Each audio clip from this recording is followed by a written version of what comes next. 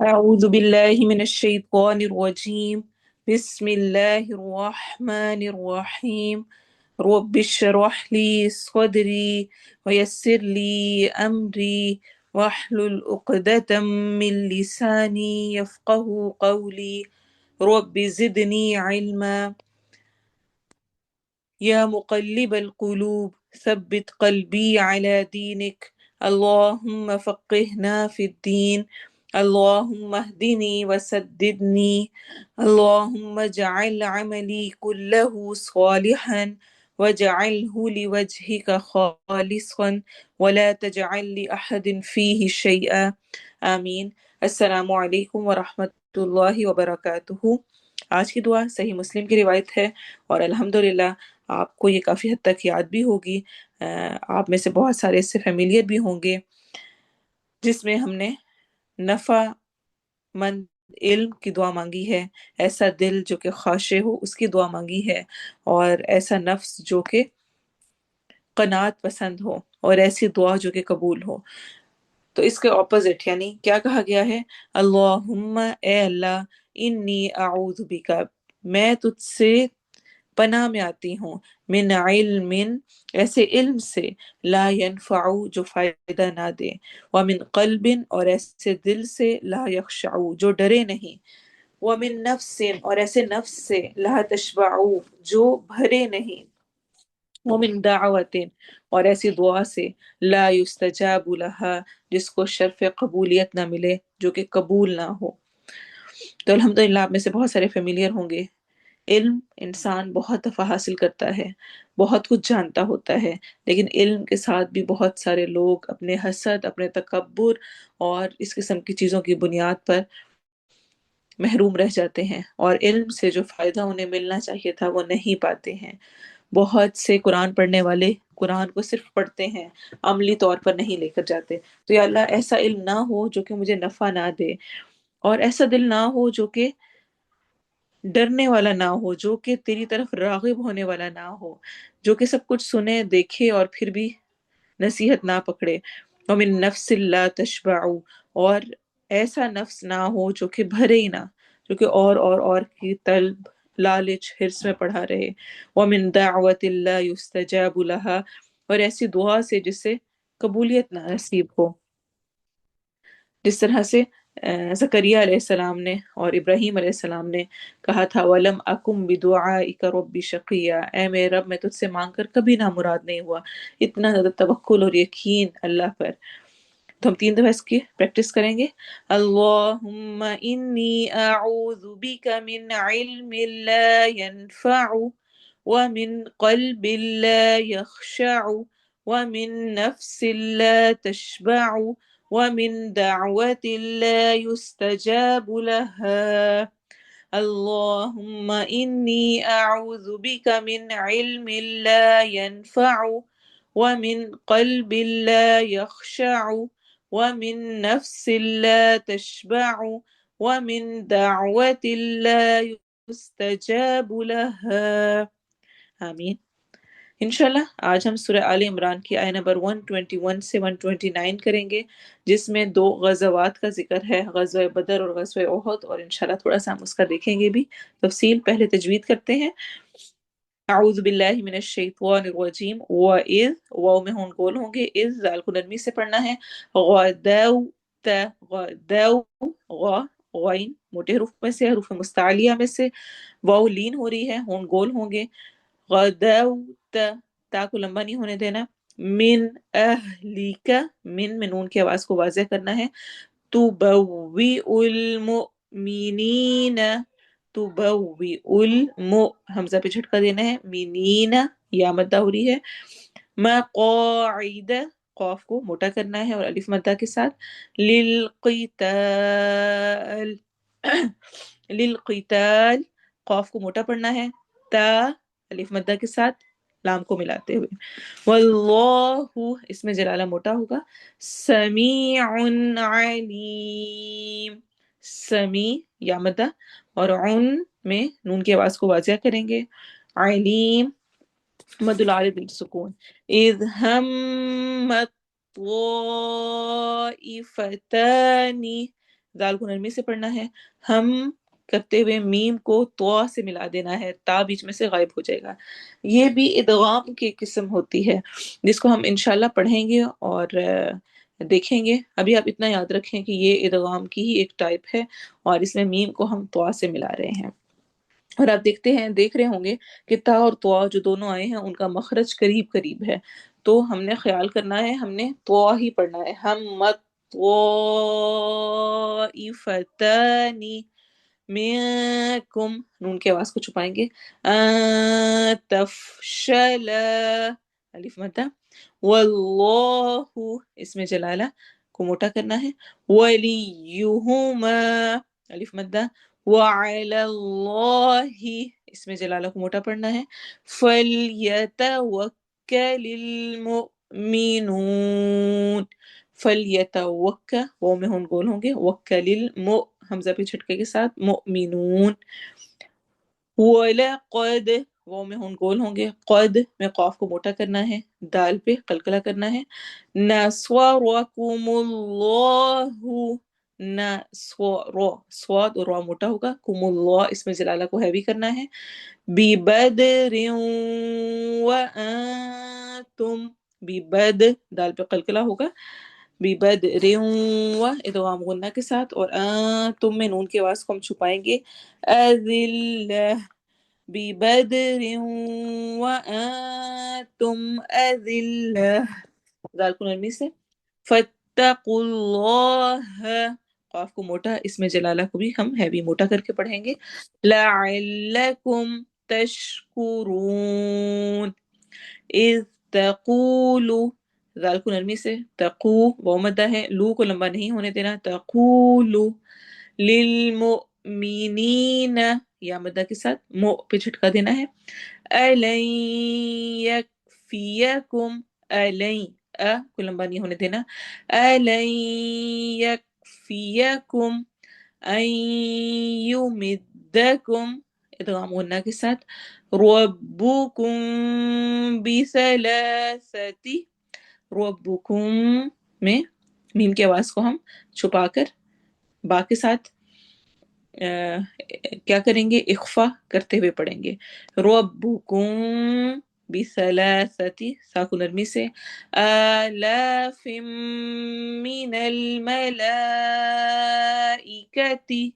آلاف میں ادغام غنہ کے ساتھ ہے، من الملائکتی، مد متصل ہے، منزلین، نون کی آواز کو چھپائیں گے، زا کو سختی سے، اور لین، یا مدہ، اور مد العارض للسکون، بلا ان تصبروا، ان میں اخفا ہوگا، تس، سواد کو موٹا پڑھنا ہے، بیرو، وہ مدہ، وتتقوا، وہ مدہ، وَيَأْتُوكُم مِّن فَوْرِهِمْ، وَيَأْ حمزہ پہ جھٹکا، تو پہ واو مدہ، کم پہ ادغام غنہ ہو رہا ہے، اور یہ ادغام شفوی کہلاتا ہے، میں پہ اخفا ہوگا، فَوْرِهِمْ، فَو واو لین ہے، هَذَا، ذا، ذال کو نرمی سے پڑھنا ہے، یمددکم، دال پہ قلقلہ کرنا ہے، ربکم بخمستی، ربکم، اگین اخفا شفی آ گیا ہے، خمستی، سین میں سٹی والی آواز ہوگی، آلاف من الملائکتی، لا، ایک جتنے لمبے ہوں گے، فم میں ادغام غنہ کے ساتھ ہے، مسومین، مسوی، ہون گول ہوں گے واو کو ادا کرتے ہوئے، وما، الف مدہ، جعلہ اللہ، اس میں جلالہ کو ہم موٹا پڑھیں گے، الا بشرا، را کو ہیوی پڑھنا ہے، لکم ولتطمئن، اب تا اور طوا دونوں قریب قریب مخرج کے ہیں، تا باریک ہے، طوا ہیوی ہے، موٹا ہے، تو اس کا فرق رکھنا ہے، وَلِتَطْمَئِنَّ قُلُوبُكُم بِهِ، قلو واو مدہ، بکم میں اخفا، اگین اخفا شفی ہو رہا ہے اس دفعہ کے لیسن میں. آپ کا میم ساکن کے کافی سارے رولز آ رہے ہیں، اور جیسے کہ لکم ولتطمئن میں کم پر اظہار ہو رہا ہے. بھی ومن نصر، نون پہ غنہ، سواد کو ہیوی کرنا ہے، روا کو بھی. الا الف مدہ، من عند اللہ العزیز الحکیم. میں نون کی آواز کو واضح کرنا ہے، عین میں نون کی آواز کو ہم چھپائیں گے. عند اللہ العزیز یا مدہ، ذی الحکیم اگین یا مدہ اور مد العارض للسکون. لیقطع، یق قاف پہ کلکلا ہوگا، طاع طرفا من الذین، تو رو دونوں ہیوی ہوں گے، فم میں ادغام غنہ ہو رہا ہے، من الذین ذال کو نرمی سے اور یا مدہ کے ساتھ. کفروا او، کفرو پہ مد منفصل ہو رہی ہے، او ہون گول ہوں گے. یکبتہم فیا، فینقلبو، یا میں ہم اخفا کریں گے، قوف کو موٹا پڑھنا ہے. فَيَنقَلِبُوا واو مدہ، خائبین. لیس لک، لیس لک، سا کو لمبا نہیں ہو دینا، لیسا لکا ایسے نہیں پڑھنا. لیس لک من الامر شیء، یالین اور ان میں حمزہ کو کلیئر پڑھنا ہے، نون کی آواز کو کلیئر کرنا ہے. او واو مدہ، یتوب واو مدہ، علیہم یا لین ہے، او واو لین ہو رہی ہے. یعذبہم، یعذبہم ذال کو نرمی سے پڑھنا ہے. فَإِنَّهُمْ، فَإِن نون پر ہم غنہ کریں گے، ہم ظالمون، وا کو موٹا پڑھنا ہے اور لمبا کرنا ہے اور مد العارض سکون کرنی ہے. وَلِلَّهِ مَا فِي السَّمَاوَاتِ وَمَا فِي الْأَرْضِ یغفر، یہ الحمدللہ کافی تو ریپیٹ ہو چکے ہیں یہ والے ورڈز، اس لیے میں ان کا بیان نہیں کری. لِمَن یشاء،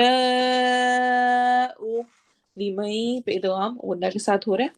وَيُعَذِّبُ مَن يَشَاءُ، آخر میں حمزہ پہ چھٹکا دیں گے. وَاللَّهُ غَفُورٌ رَحِيمٌ، غفور و مدہ، رحیم، رو کو موٹا کرتے ہوئے حیم میں ہم مد العارض للسکون کریں گے. اب ہم تلاوت سنیں گے.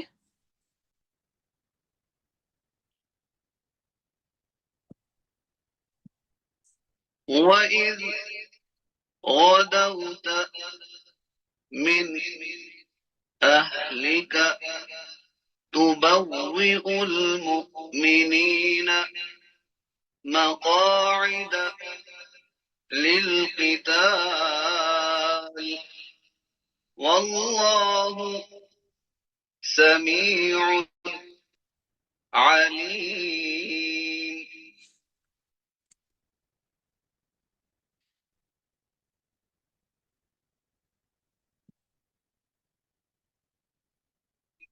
إِذْ هَمَّ الطَّائِفَتَانِ مِنكُمْ أَن تَفْشَلَا وَاللَّهُ وَلِيُّهُمَا وَعَلَى اللَّهِ فَلْيَتَوَكَّلِ الْمُؤْمِنُونَ.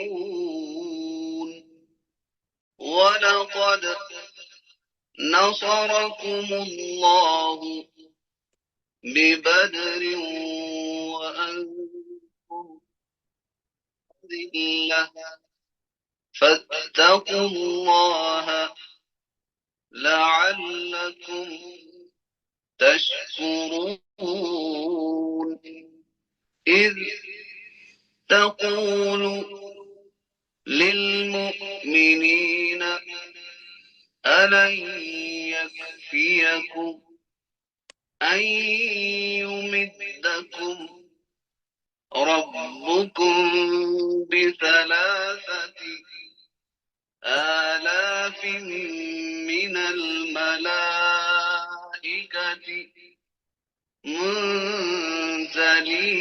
منزلين بلى إن تصبروا وتتقوا ويأتوكم من فورهم هذا يمددكم ربكم بخمسة آلاف من الملائكة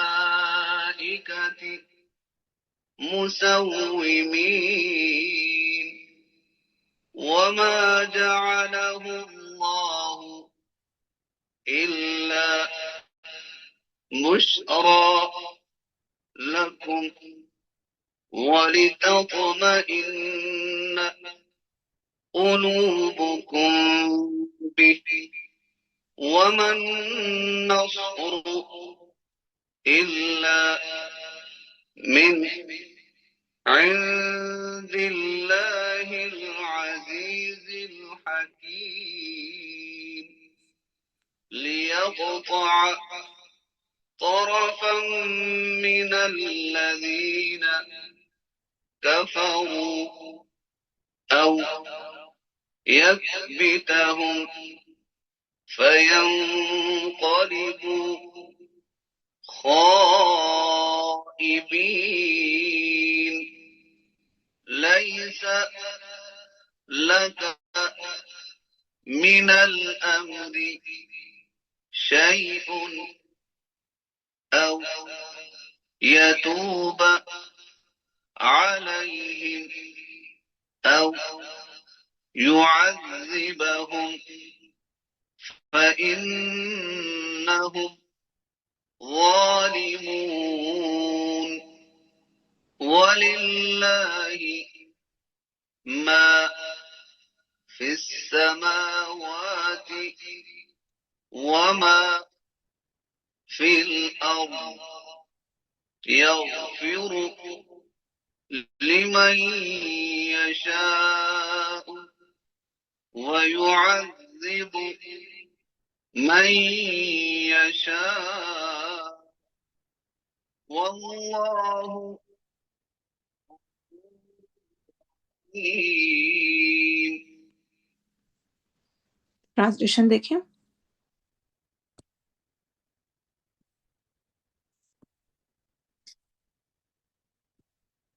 وَإِذْ اور جب غدوت صبح سویرے نکلے غدوت صبح سویرے نکلے آپ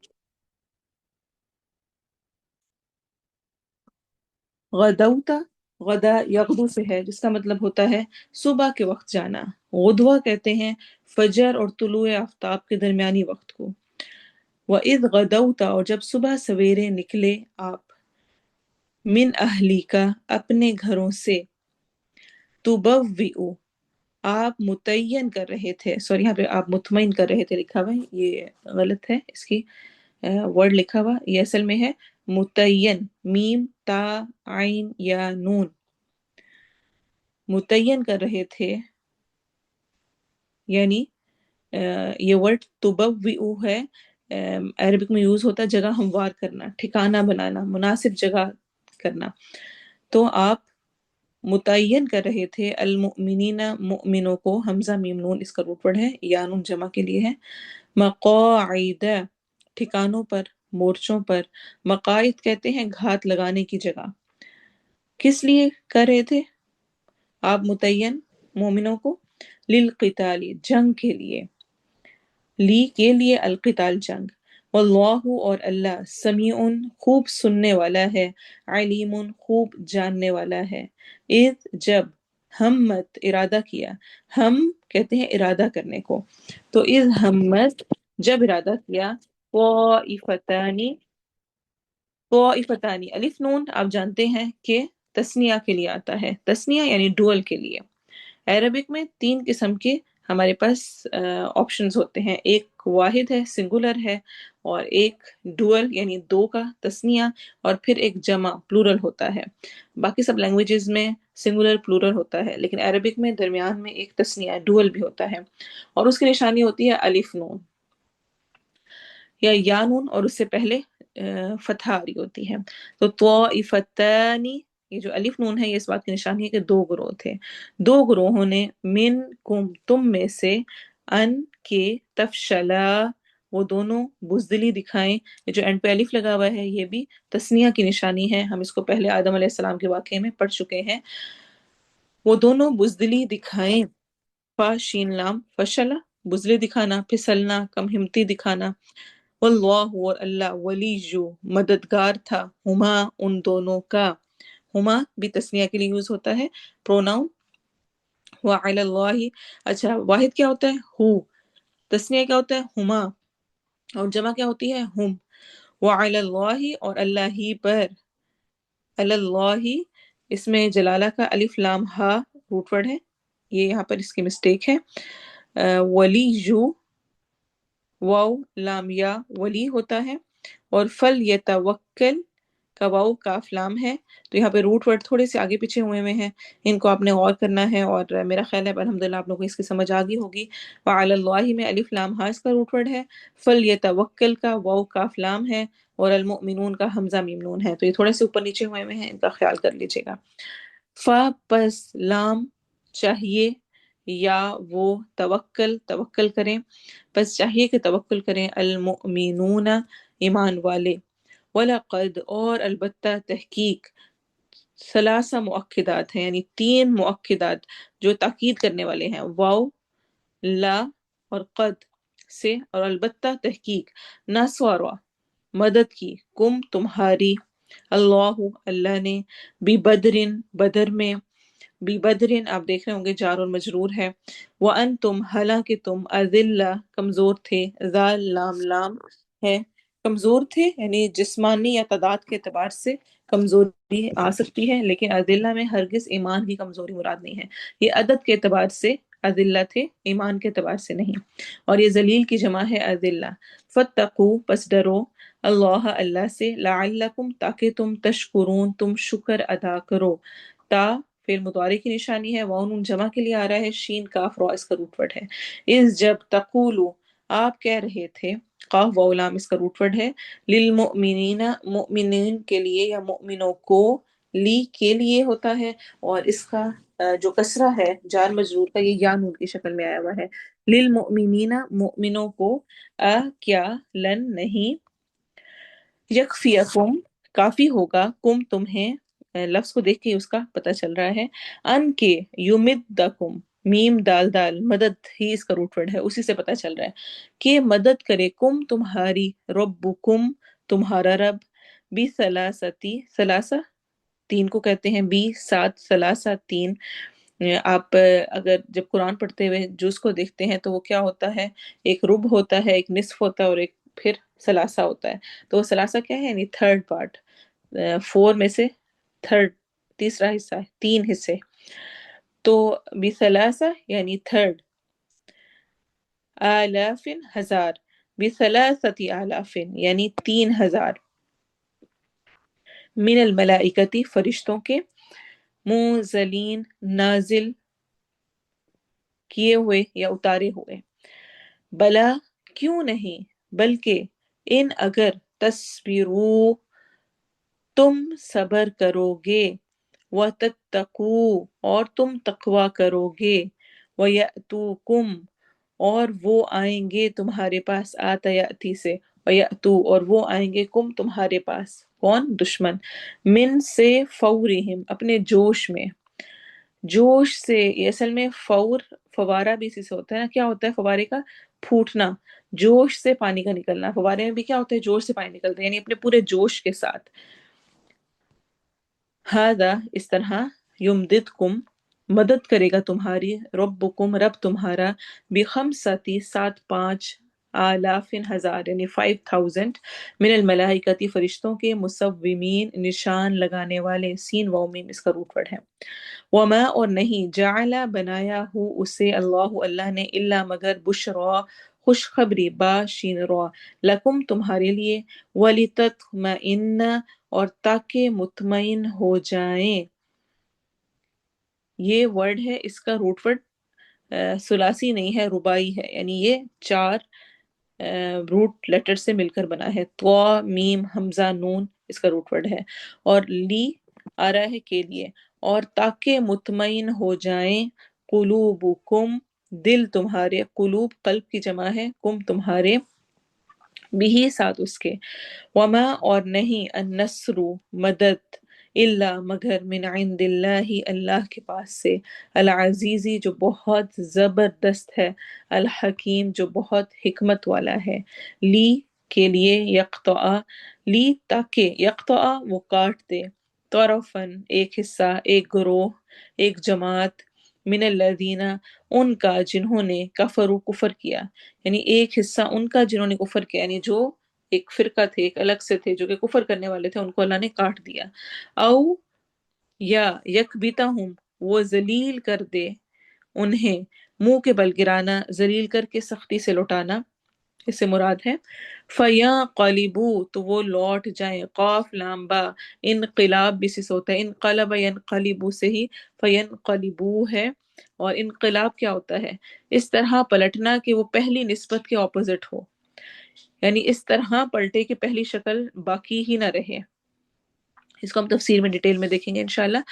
خائبین نامراد ہو کر، خائب نامراد، اور یانون جمع کے ساتھ یعنی کہ تمام نامراد ہو کر، لیسا نہیں ہے لکا آپ کے لیے من الامری معاملے میں سے شیئن کچھ بھی، او چاہے یتوبہ وہ مہربان ہو جائے، علیہم ان پر، او یا یعذبہم وہ عذاب دے انہیں، فإنہم تو بے شک وہ ظالمون ظالم ہیں، وَلِلَّهِ اور اللہ ہی کے لیے ہے، ما جو کچھ فی السماواتی آسمان میں ہے، وما اور جو کچھ فی الارض زمین میں ہے، یغفر وہ بخش دیتا ہے، لی کے لیے، من جس کے لیے، یشاء وہ چاہتا ہے، ویعذب اور وہ عذاب دیتا ہے، من جسے یشاء وہ چاہتا ہے، واللہ اور اللہ غفور بہت بخشنے والا، رحیم نہایت رحم کرنے والا ہے۔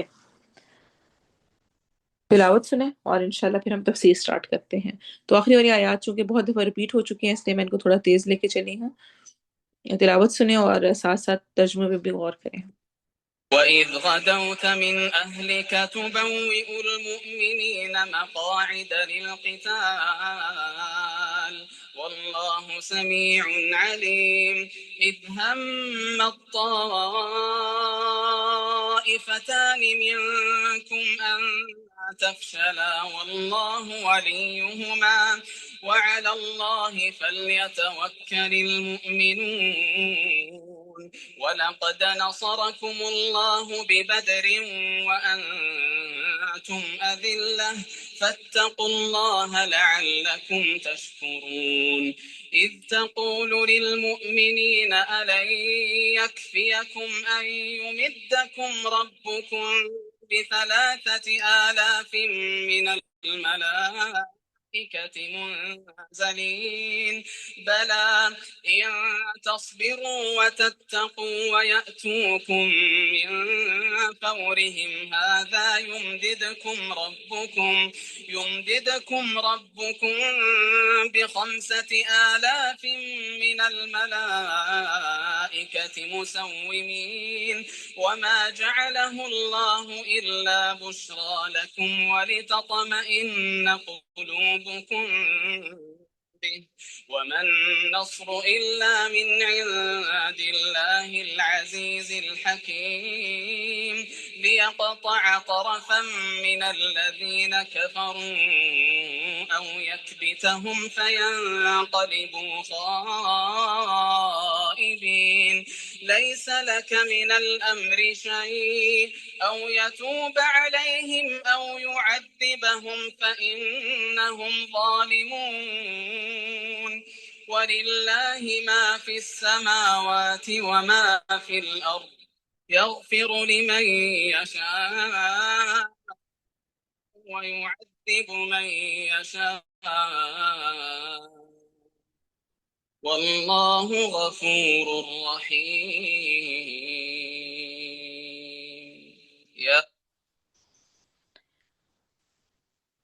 بہت اہم آیات ہیں، بہت خوبصورت آیات ہیں، ہمیشہ کی طرح اللہ سبحانہ و تعالیٰ کا خوبصورت کلام، اور اس میں خوبصورت انداز میں ایکسپلینیشن، ایک ایک چیز کی وضاحت، ایک ایک چیز کو بیان کرنا، تاریخی واقعات کا ذکر ہے، اور جس میں ہم سب کے لیے بہت بہت سارا سبق ہے. انشاءاللہ ہم اس کو دیکھیں گے. آیہ نمبر 121 سے غزوہ احد کے بارے میں شروع ہو رہا ہے. غزوہ بدر میں ذلت آمیز شکست، 70 آدمی قتل ہوئے. 70 قید ہونے کے بعد مشرکین نے جوش انتقام میں کہ اب تو ہم نے بدلہ لینا ہی لینا ہے، اگلے سال ہی مدینہ پر حملہ آور ہونے کا منصوبہ بنا لیا، اور ارد گرد سے مختلف قبائل کو بھی اپنے ساتھ جمع کر لیا، اور اس طرح یہ 3000 کا ایک لشکر تیار ہو گیا، جو کہ خوب سارا مال، اسباب، عورتیں اور گانے بجانے کا اور سب کچھ انتظام لیے ہوئے تھا. نبی صلی اللہ علیہ وسلم نے صحابہ کرام سے مشورہ کیا. آپ کو ایک ہفتہ پہلے ان کے آنے سے اطلاع مل گئی تھی، تو آپ نے ہنگامی حالات سے نمٹنے اور مدینے کی حفاظت کے لیے لوگوں سے مشورہ کیا. ان سے پوچھا، آپ کی رائے یہ تھی کہ مدینہ میں رہ کر ہی لڑا جائے، لیکن بعض نے کہا، کچھ جو پرجوش نوجوان تھے انہوں نے کہا، جو بدر میں شریک بھی نہیں ہو سکے تھے، کہ نہیں، ہم میدان میں نکل کر لڑیں گے. اور اس پر انہوں نے اصرار کیا. عبداللہ بن ابی کی بھی یہی رائے تھی کہ وہ بھی مدینے کے اندر ہی رہے، اور تاکہ وہ گھر میں ہی بیٹھا رہے اور جنگ سے پیچھے رہنے کی تہمت بھی اس پر نہ لگے. لیکن چونکہ جوانوں نے جوش دکھایا اور کھلی جگہ دو دو ہاتھ کرنے پر اصرار کیا، تو آپ صلی اللہ علیہ وسلم نے ان کی رائے مان لی اور لشکر کو 3 حصوں میں تقسیم کر دیا. ایک دستہ مہاجرین کا تھا، جس کے علم بردار یعنی جھنڈا اٹھانے والے مصعب بن عمیر تھے. دوسرا قبیلہ اوس کا تھا، جس کے کو لیڈ کرنے والے اسید تھے، اور تیسرا خزرج کا تھا، جس کو لیڈ کرنے والے حباب بن منذر تھے. یہ تینوں نکلے. اب یہ سب کو ملا کر 1000 کا لشکر تھا. آپ صلی اللہ علیہ وسلم ان کے ساتھ مدینہ سے نکلے. مقام شوت پر پہنچ کر عبداللہ بن ابی نے مسلمانوں کو دھوکہ دیا اور اپنے 300 ساتھیوں کے ساتھ لوٹ گیا، اور اس نے کہا، نہیں، میں نہیں جا رہا، کیونکہ میری رائے نہیں مانی گئی، میری بات نہیں مانی گئی. اور اصل میں ایک بہانہ تھا، کیونکہ اس کے دل میں ویسی بزدلی تھی، وہ ویسے ہی شریک نہیں ہونا چاہتا تھا. تو اس نے بہانہ یہ کیا کہ چونکہ میری رائے کو امپورٹنس نہیں دی گئی، مجھے اہم نہیں سمجھا گیا، اور میری بات کو کوئی وقت نہیں دی گئی، تو اس لیے میں نہیں جا رہا. اور اس کے ساتھ 300 یعنی 300 منافقین اس کے ساتھ واپس ہو لیے. اس سے بعض اور جو اچھے مسلمان بھی تھے، ان پر بھی ان کے حوصلے بھی پست ہو گئے، جیسا کہ آگے کی آیت میں 122 میں اس کا ذکر آ رہا ہے. مگر اللہ تعالیٰ نے ان کو ثابت قدم کر دیا. نبی صلی اللہ علیہ وسلم 700 صحابہ کی یہ جمعیت لے کر آگے بڑھے، اور احد کے قریب وادی میں فوج کو آپ نے آراستہ کیا، متعین کیا، سیٹ کیا، جس کی طرف قرآن تبوئ المؤمنین مقاعد للقتال میں اشارہ کر رہا ہے اس آیت میں. آیت نمبر 121، وَإِذْ غَدَوْتَ مِنْ أَهْلِكَ تُبَوِّئُ الْمُؤْمِنِينَ مَقَاعِدَ لِلْقِتَالِ وَاللَّهُ سَمِيعٌ عَلِيمٌ إِذْ هَمَّتْ طَائِفَتَانِ مِنكُمْ أَن تَفْشَلَا وَاللَّهُ وَلِيُّهُمَا وَعَلَى اللَّهِ فَلْيَتَوَكَّلِ الْمُؤْمِنُونَ.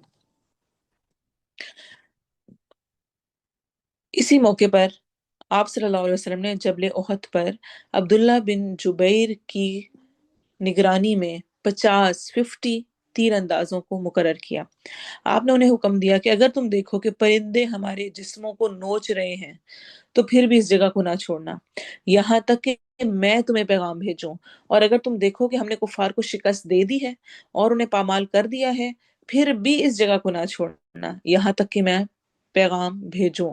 مگر ان میں سے اکثر لوگ کفار کو پسپا ہوتے دیکھ کر، جب کفار بھاگ رہے تھے، ان کو ہوتے دیکھ کر نیچے اتر آئے اور اس گھاٹی کو چھوڑ دیا جس سے مشرکین نے، اس وقت خالد بن ولید مسلمان نہیں ہوئے تھے، انہوں نے پیچھے سے حملہ کر دیا. اس اچانک حملے سے مسلمانوں کے پاؤں کھڑ گئے. نبی صلی اللہ علیہ وسلم کے ساتھ چند صحابہ ثابت قدم رہے. اس موقع پر آپ صلی اللہ علیہ وسلم کا دھان مبارک بھی شہید ہوا، سر اور پیشانی بھی زخمی ہوئی. آخر کار صحابہ آپ صلی اللہ علیہ وسلم کے گرد جمع ہوئے، جس سے میدان جنگ کا نقشہ پھر بدلا اور دشمن ناکام ہو کر واپس پلٹا۔ یہ شوال 3 ہجری کا واقعہ ہے۔ تو ایک بہت ہی، یہ میں نے سمپل سا ایک آپ کو بتا دیا ان 2 آیات کو سمجھانے کے لیے، لیکن میں آپ کو ریکمینڈ کروں گی تجلیات نبوت لیں اور اس میں سے غزوہ احد پورا پڑھیں کہ اس میں کیا کیا کچھ کس کس طرح سے پیش آیا۔ تو اتنی اہم انسٹرکشن تھی نبی صلی اللہ علیہ وسلم کی تیر اندازوں کو کہ چاہے پرندے ہمارے جسموں کو نوچ رہے ہوں پھر بھی تم نے یہ جگہ نہیں چھوڑنی، اور چاہے ہم کفار کو شکست دے دیں، انہیں پامال کر دیں، پھر بھی یہ جگہ نہیں چھوڑنی جب تک میں پیغام نہ بھیجوں۔ اتنی سخت انسٹرکشن تھی۔ بہرحال وَإِذْ غَدَوْتَ، اور جب آپ صبح سویرے نکلے، من اہلی کا اپنے گھر والوں میں سے، تُبَوِّئُ الْمُؤْمِنِينَ مَقَاعِدَ لِلْقِتَالِ، آپ متعین کر رہے تھے مومنوں کو ٹھکانوں پر، مورچوں پر جنگ کے لیے، اور اللہ خوب سننے والا اور خوب جاننے والا ہے۔ اس آیت میں ہمارے لیے بہت سارے سبق ہیں۔ مثلا کیا کیا سبق ہیں، اس کو ہم انشاءاللہ ابھی دیکھتے ہیں۔ ایک تو یہ کہ وَإِذْ غَدَوْتَ، اور جب آپ صبح سویرے نکلے، اور نبی صلی اللہ علیہ وسلم کی یہ سنت تھی کہ آپ صبح سویرے ہی نکلا کرتے تھے۔ تو کوئی بھی کام انسان شروع کرنا چاہتا ہو تو اس کا آغاز صبح سے ہی کرنا چاہیے۔ وہ برکت والا وقت ہوتا ہے، اس وقت میں انسان وہ کچھ کر لیتا ہے جو کہ پورا دن نہیں کر سکتا۔ مجھ سے اکثر اوقات لوگ پوچھتے ہیں کہ آپ کس وقت کس طرح سے یہ مینیج کرتی ہیں۔ تو جب تک میں اپنی صبح کے وقت کو اپنے کام کرنے میں شامل نہ کروں تب تک میں کسی کام کو کمپلیٹ نہیں کر پاتی ہوں۔ مجھے بھی یہ لگتا ہے کہ جو صبح کا وقت ہوتا ہے اس میں جو آپ، اور ویسے بھی اگر آپ ریسرچز پڑھیں تو 4 بجے سے لے کر یہ جو 6-7 بجے کا ٹائم ہوتا ہے، اس میں انسان کا مائنڈ بہت زیادہ ایکٹیولی بہت بہت زیادہ ایکٹیو ہوتا ہے، اور وہ بہت اچھی طرح سے سمجھتا ہے، سیکھتا ہے، اور پروڈکٹیوٹی دے سکتا ہے۔ تو اس ٹائم پہ بیٹھ کے اپنی منصوبہ بندی کرنا، اپنا پڑھنا، اپنا سیکھنا، اپنے وہ خاموشی کا وقت ہے، کوئی ادھر کوئی انٹرپشن نہیں ہے، اس ٹائم میں سیکھنا اور اس ٹائم میں بیٹھ کے پڑھنا، اور اس ٹائم اپنی کوئی روٹین کوئی چیز شروع کرنا، وہ بہت ہی فائدہ مند ہوتی ہے۔ تو بہرحال اسپیشلی ذکر کیا گیا ہے کہ صبح سویرے نکلے۔ پھر من اہلی کا، اپنے گھر والوں سے، یہ بھی کہا جا سکتا تھا کہ مدینہ سے نکلے، لیکن اسپیشلی اہلی کا کہا گیا، یعنی گھر والوں سے نکلے۔ گھر والوں کو چھوڑ کر جنگ پر نکلنے کا ذکر، کیونکہ گھر والوں کی جدائی بھاری ہوتی ہے، مشکل ہوتی ہے، تو اللہ تعالیٰ وہ تمام فیلنگز بھی جانتے ہیں، اور وہ اپنے نبی کے ذریعے سے یہ بیان کر رہے ہیں۔ نبی کا اسوہ حسنہ سامنے رکھ کر ہمیں یہ بتایا جا رہا ہے کہ وہ اپنے گھر والوں سے نکلے۔ گھر والوں سے نکل کر دین کے کام کے لیے جانا، یہ بھی ایک جہاد ہے، ایک مشقت ہے۔ دین کے کام میں گھر والوں کو چھوڑنا، اس میں مشقت ہے، اور اب تعالیٰ اس کو جانتا ہے، اس لیے ذکر ہے اپنے گھر والوں سے نکلے۔ تبوئ المؤمنین، آپ متعین کر رہے تھے مومنوں کو ٹھکانوں پر، مورچوں پر۔ مینجمنٹ کا تصور ہے، مینج کرنا کسی بھی کام کو، چاہے بڑا ہو یا چھوٹا، آرگنائز طریقے سے کیا جائے تو ہی وہ اچھا رہتا ہے۔ اور ہمیں سنت بھی یہی سکھائی جا رہی ہے کہ آپ نے صرف یہ نہیں کہا رینڈم کہ سارے آگے ہو، چلو سارے اپنے جہاں جہاں پہ جگہ ملتی ہے کھڑے ہو جاؤ، نہیں، بلکہ آپ نے ایک ایک کی ڈیوٹی لگائی۔ جس طرح بھی میں نے آپ کو یہ حدیث پڑھ کر سنائی کہ آپ نے تیر اندازوں کو وہاں کھڑا کیا، تو آپ نے ان کو سخت انسٹرکشنز دی کہ دیکھو تم لوگوں نے یہاں پہ کھڑے ہونا ہے، اور تم لوگوں نے یہاں سے ہلنا نہیں ہے، چاہے پرندے ہمیں نوچ کھائیں، چاہے ہم دشمنوں کو ہرا دیں اور جیت جائیں، تم لوگ جب تک پیغام نہ آئے تب تک یہاں سے نہیں ہلو گے۔ تو کیا ہے، ایک پورے آرگنائز وے میں سب کچھ سیٹ کیا جا رہا ہے۔ کام کرنے والے کو یہ پتا ہونا چاہیے اس کا کام کیا ہے، کہاں کھڑے ہونا ہے، کیا کرنا ہے۔ یہ نہ ہو کہ انسان بس ڈیوٹی پر کھڑا ہو جائے، پہنچ جائے، لیکن اس اپنے کام کا مقصد کیا ہے، مطلب کیا ہے، کچھ بھی پتہ ہی نہ ہو۔ تو لیڈر کی ذمہ داری ہے کہ وہ ایک ایک کو کام اسائن کرے، اور جس کو جو کام اسائن ہو وہ اپنے کام سے کام رکھے، اور اس جگہ پر اس وقت پر پہنچے اور وہی کام کرے، دوسروں کو انٹرپٹ نہ کرے۔ تو یہ ایک بہت اہم تصور دیا گیا ہے۔ اور واللہ سمیع علیم، اور صرف یہ نہیں کہ کھڑے ہو کے انتظار کرتے رہنا ہے، بلکہ اللہ کے ساتھ ریلیشن، دعا بھی مانگنی ہے۔ اسی لیے اللہ تعالیٰ کہہ رہے ہیں واللہ سمیع علیم، اور اللہ سننے والا بھی ہے، جاننے والا بھی ہے۔ اس کو پتہ چل گیا ہے کہ کون کیا کیسے مانگ رہا ہے۔ اور جیسا کہ ہمیں پتہ چلتا ہے نبی صلی اللہ علیہ وسلم کی سیرت سے کہ آپ ایسے مواقع پر اسپیشلی بہت زیادہ دعا کیا کرتے تھے۔ اذ ہمت طائفتان منکم ان تفشلا، جب ارادہ کیا دو گروہوں نے تم میں سے کہ وہ دونوں بزدلی دکھائیں۔ بہت ہی اہم آیات ہیں، اور اس میں ہمیں یہ بتایا گیا ہے دو گروہ، کون سے دو گروہوں کا ذکر ہے اس کے بارے میں ہمیں مختلف روایات میں آتا ہے۔ ایک تو یہ ہے کہ خزرج میں سے بنو سلیمہ تھے اور اوس میں سے بنو حارثہ تھے، اور ان کے دل میں بھی جس وقت عبداللہ بن ابی نے اپنے ساتھیوں کے ساتھ نکلنے کا فیصلہ کیا تو اس وقت انہوں نے بھی سوچا کہ کیوں نہ ہم بھی چھوڑ کے چلے جائیں، لیکن اللہ تعالیٰ نے ان کو ثابت قدم کر دیا، ان کو جما دیا، اور جس کی وجہ سے یہ لوگ وہاں سے نہ ہٹے، اور اللہ تعالیٰ نے ان کو مضبوط کر دیا۔ اذ ہمت طائفتان منکم ان تفشلا، کہ وہ دونوں بزدلی دکھائیں، واللہ ولیہما، اور اللہ مددگار تھا ان دونوں کا۔ ولی مددگار جیسے کہ ہم پہلے ہی پڑھ چکے ہیں، اللہ ولی الذین آمنوا یخرجوہم من الظلمات الی النور، اللہ مومنین کا دوست ہے، وہ ان کو اندھیروں سے نکال کر روشنی کی طرف لاتا ہے۔ وعلی اللہ فلیتوکل المؤمنون، اور اللہ پہ ہی چاہیے انسان کو کہ وہ بھروسہ کریں، وہ اعتماد کریں۔ اور اگر آپ دیکھیں تو یہ والی جو آیات ہیں اس کے بارے میں ہمیں روایات میں ملتا ہے، جیسے کہ جابر بن عبداللہ انصاری کہتے ہیں کہ یہ آیات کریمہ ہم انصار کے حق میں اتری، اگرچہ اس میں ہمارا عیب بیان کیا گیا ہے کہ ہم کمزوری دکھانے لگے تھے، بزدل ہو گئے تھے، لیکن تاہم ہمیں یہ پسند نہیں ہے کہ یہ آیات نازل نہ ہوتی۔ یہ والی آیت ہمارے حق میں نازل ہوئی تھی، انصار اپنا بتا رہے ہیں، بنو سلیمہ اور بنو حارثہ ان کے بارے میں ہی جابر بن عبداللہ کہہ رہے ہیں کہ ہم یہ پسند نہیں کرتے کہ یہ آیت نازل نہ ہوئی ہوتی۔ کیوں؟ کیونکہ اس میں واللہ ولیہما، اور اللہ دونوں فریقوں کا مددگار تھا، کہ الفاظ بھی مذکور ہیں، صحیح بخاری کی روایت ہے۔ تو اللہ تعالیٰ مومن کی مدد کرتا ہے۔ اچھا، اوپر آپ غور کریں گے تو بوّئ المؤمنین جہاں پر آیا ہے، اس کا مطلب ہے آپ متعین کر رہے تھے مومنوں کو۔ اس میں یہ بات بھی واضح ہے کہ وہ سارے کے سارے لوگ خالص ایمان والے تھے۔ منافقین تو چھٹ گئے تھے، 300 چلے گئے تھے، صرف 700 باقی رہ گئے تھے غزوہ احد میں، جن کو آپ صلی اللہ علیہ وسلم متعین کر رہے تھے، تو خالص ایمان والے لوگ تھے۔ اللہ ان کی مدد ضرور کرتا ہے۔ اس سے کیا بات سمجھ آتی ہے آیہ نمبر 122 سے، کہ انسان کو ماحول بہت بہت متاثر کرتا ہے۔ اگر اس کے آس پاس کام کرنے والے لوگ ہوں گے، ایکٹیو لوگ ہوں گے، اچھے لوگوں کی صحبت ہوگی، دین کو سیکھنے سکھانے والے ہوں گے، اس کے لیے قربانیاں دینے والے ہوں گے، تو انسان کے لیے بھی وہ سب کچھ کرنا آسان ہو جائے گا۔ اور اگر اس کے ارد گرد کام چور لوگ ہوں، بہانے کرنے والے ہوں، ہر وقت ان کو یہی ہو کیوں، کیسے، کیا نہیں، میں نہیں کر سکتی، میرے گھر میں یہ مسئلہ، میرا فلاں، میرا فلاں، تو وہ بھی نہ چاہتے ہوئے وہ بھی بزدلی کی طرف جائیں گے۔ تو جتنا ایمان اور اللہ پر توکل ہوگا اتنی زیادہ اللہ کی مدد ساتھ شامل ہوگی۔ توکل کیا ہوتا ہے؟ معاملے کو کسی کے سپرد کر دینا۔ تو کسی بھی انسان کو اپنے بندوبست پر، اپنے کاموں پر، اپنے طریقوں پر بھروسہ نہیں کرنا چاہیے، سب مینجمنٹ کر کے اللہ تعالیٰ پر توکل۔ وعلی اللہ فلیتوکل المؤمنون، یہ تو غزوہ احد کے بارے میں بتایا گیا۔ ساتھ ہی اگلی آیت میں آیت نمبر 123 سے غزوہ بدر کا ذکر ساتھ ہی کر دیا گیا۔ اس میں اللہ تعالیٰ نے کیسے مدد کی، جنہوں نے اللہ پہ توکل کیا تھا ان پر مدد کیسے آئی۔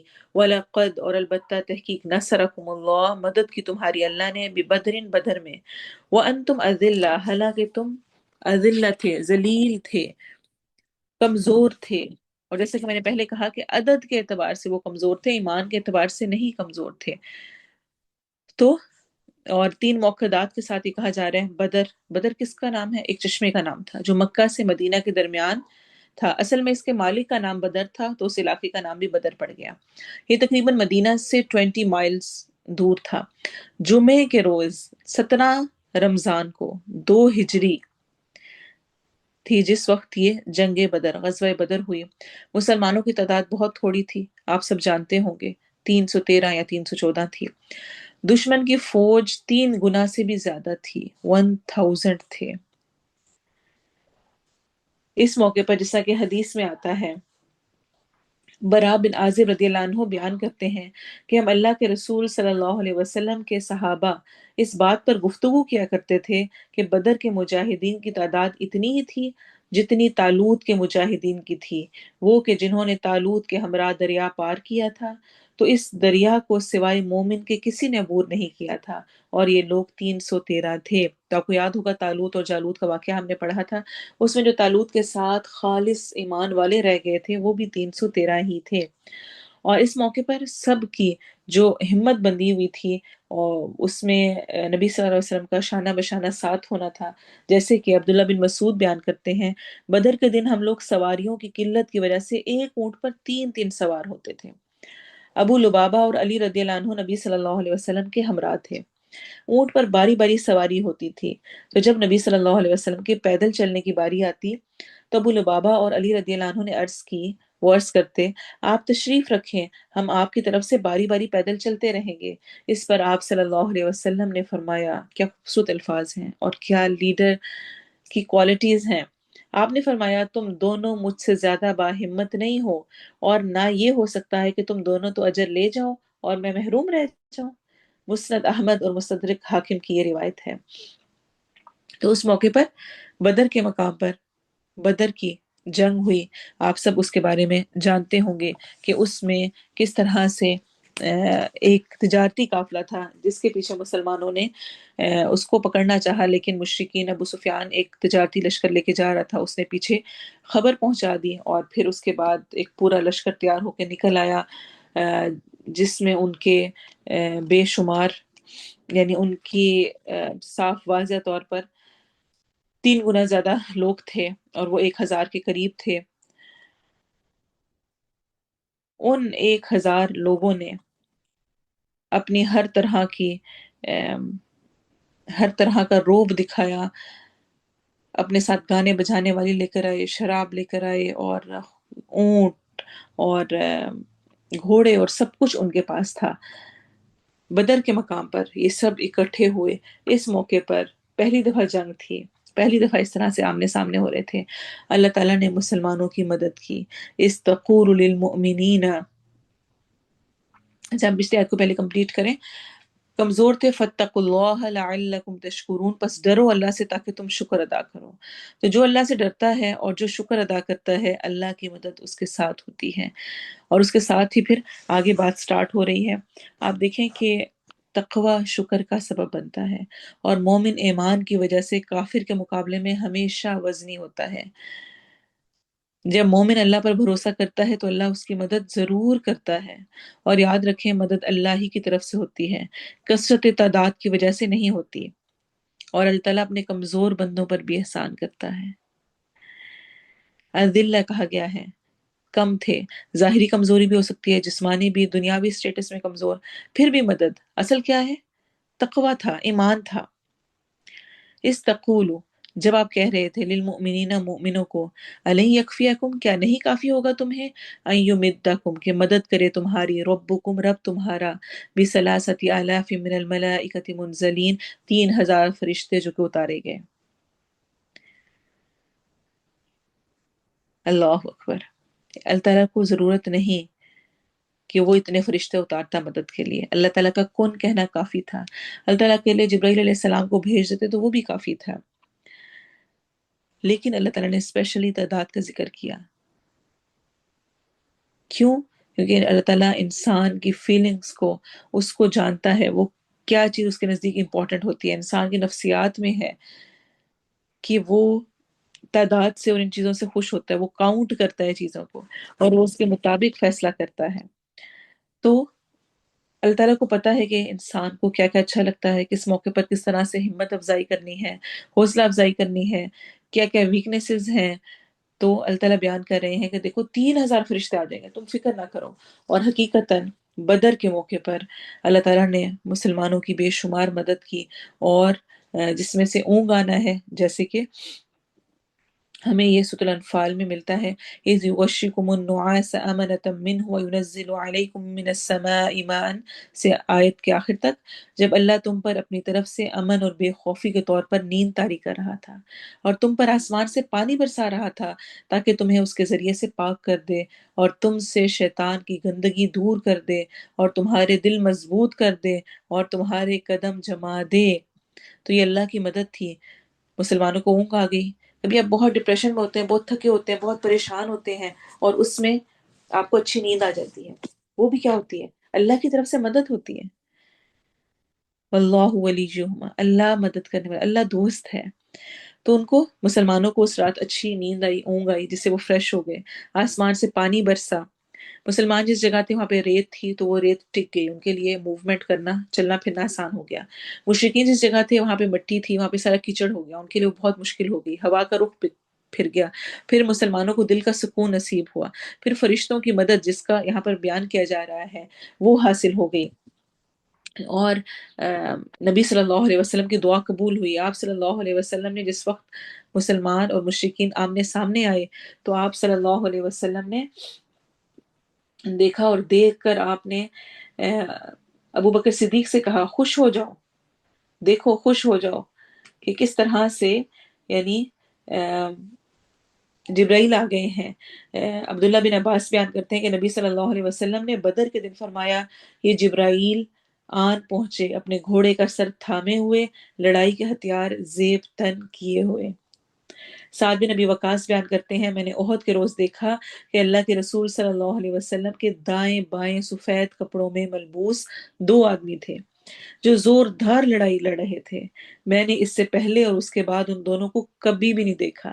صحیح بخاری اور صحیح مسلم کی روایت ہے، اور صحیح بخاری میں ہی آتا ہے کہ معاذ اپنے باپ رفاع بن رافع سے روایت کرتے ہیں کہ رفاع رضی اللہ عنہ اہل بدر میں سے تھے۔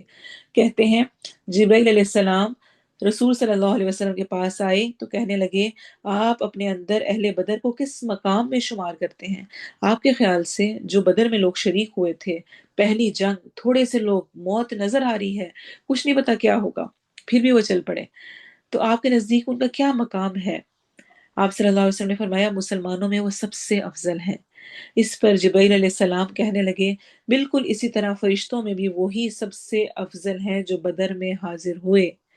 تو اللہ تعالیٰ کی اسپیشل مدد، اور ساتھ ہی کیا کہا گیا، بلا، کیوں نہیں، ان تصبروا وتتقوا، اگر تم صبر کرو گے اور اگر تم تقوی کرو گے اور وہ آئیں تمہارے پاس پورے جوش سے، لیکن تمہارے اندر کیا دو چیزیں بہت زیادہ ہوں گی، صبر اور تقوی۔ اس پر میں پچھلی دفعہ بھی بات کر چکی ہوں اور دوبارہ میں کہوں گی بار بار، صبر اور تقوی کو بار بار۔ انسان کو اگر کامیابی چاہیے، انسان کو اگر اللہ کی مدد چاہیے، انسان اگر کوئی بھی معاملے میں جیتنا چاہتا ہے تو وہ جیت کیا ہے، صبر اور تقوی۔ ہم اس کے بہت اپوزٹ سوچتے ہیں، ہم سمجھتے ہیں صبر کیا، خاموشی اختیار کر لی تو کسی کو پتہ ہی نہیں چلے گا، بہت چپ رہ لی، اب دیکھنا میں سناؤں گی، کہے تو صحیح وہ کچھ، میں دوست سے زیادہ نہ سنائی تو میرا نام بدل دینا، اور فلاں فلاں فلاں۔ ہم سمجھتے ہیں صبر کرنا چاہیے، دوسرے کو پتہ ہی نہیں چلتا۔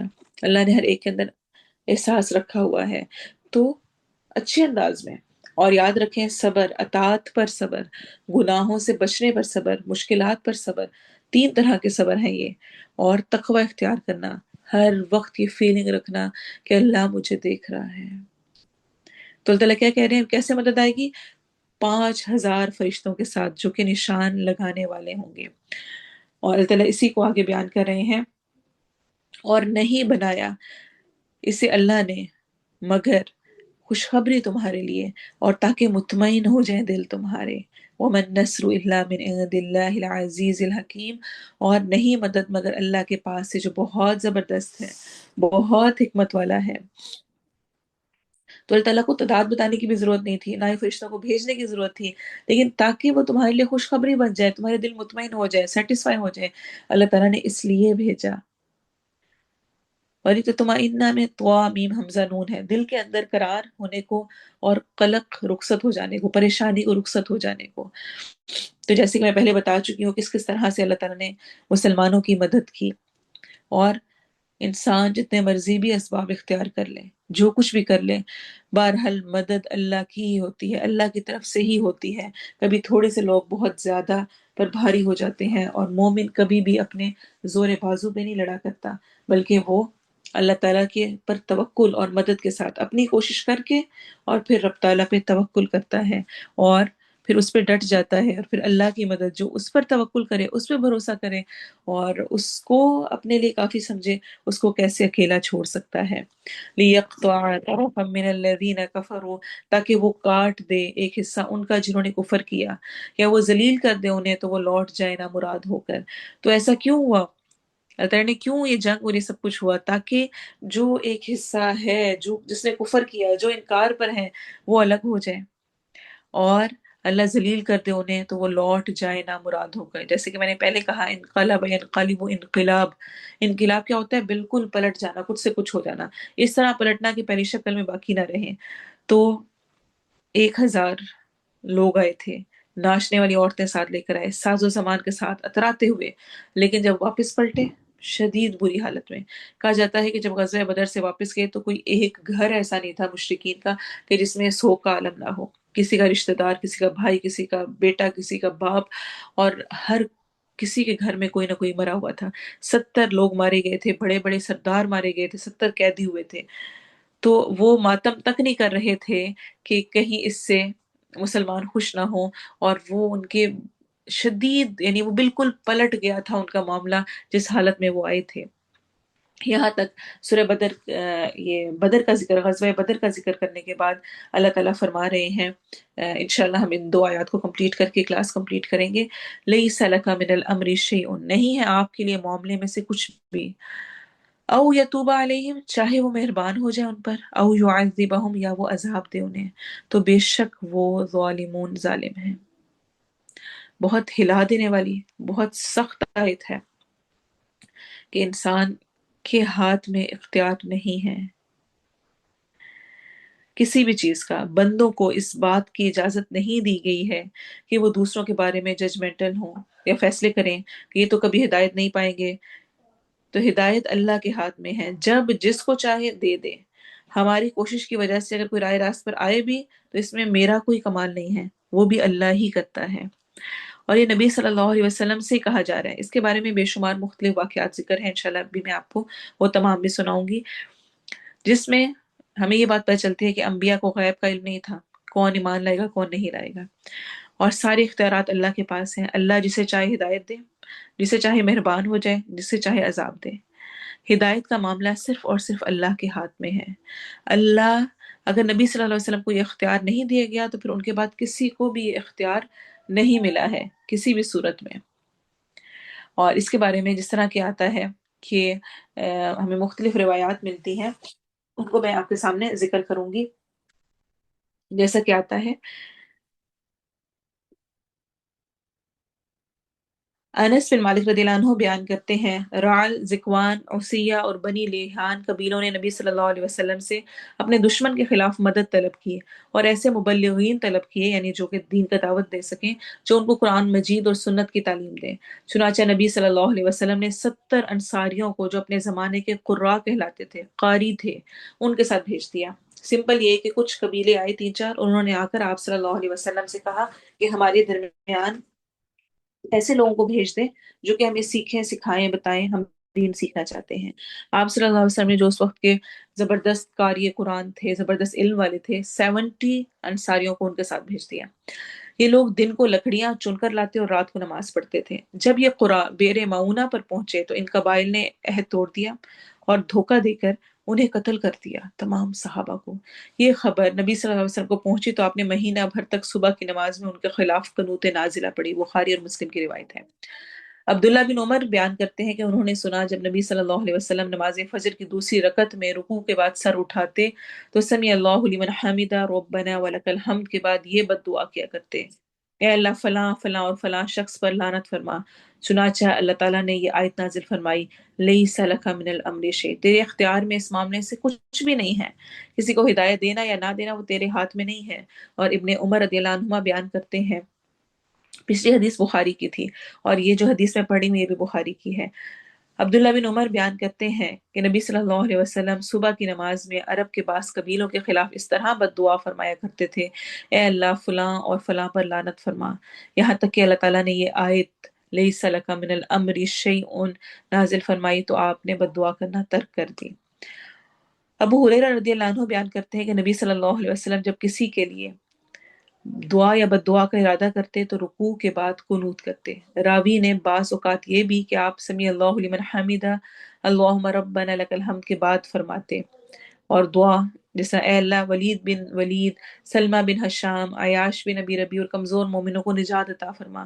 اے اللہ خاندان مضر کے لوگوں پر اپنی گرفت اور مضبوط کر دے، اور اے اللہ انہیں اس طرح قحط سالی میں مبتلا کر دے جیسا یوسف علیہ السلام کے دور میں قحط پڑا تھا۔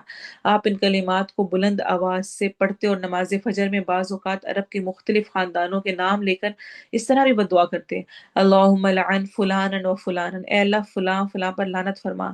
تو اللہ تعالیٰ نے یہ آیت نازل فرما دی: لیس لک من الامر شیء، تمہارے لیے اس معاملے میں کچھ نہیں ہے۔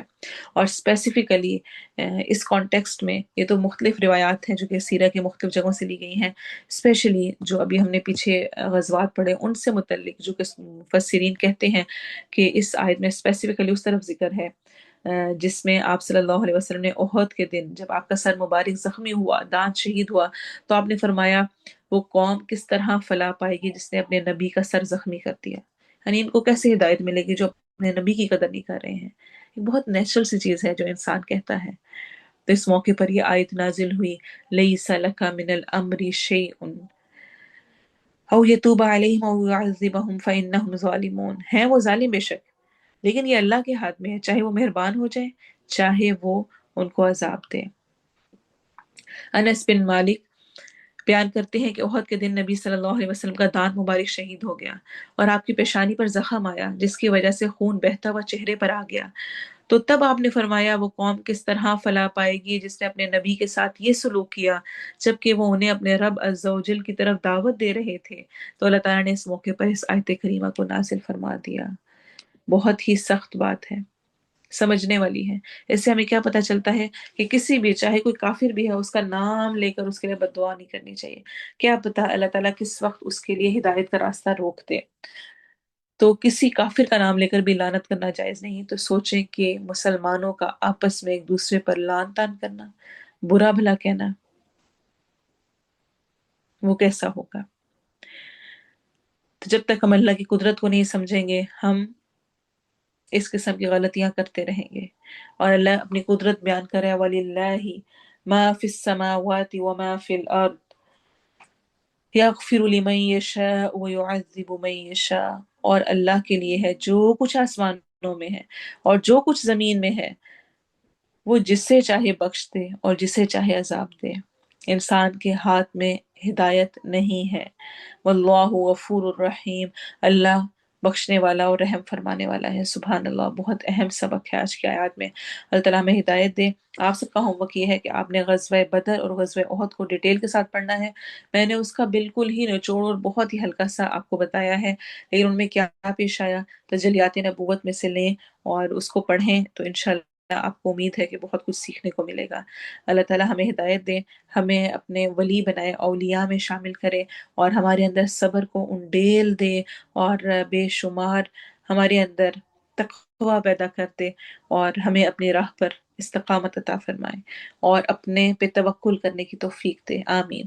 سبحانک اللہم و بحمدک، اشہد ان لا الہ الا انت، استغفرک و اتوب الیک۔ سبحان ربک رب العزت عما یصفون، والسلام علی المرسلین، والحمد للہ رب العالمین۔ والعصر ان الانسان لفی خسر الا الذین آمنوا وعملوا الصالحات وتواصوا بالحق وتواصوا بالصبر۔ آمین۔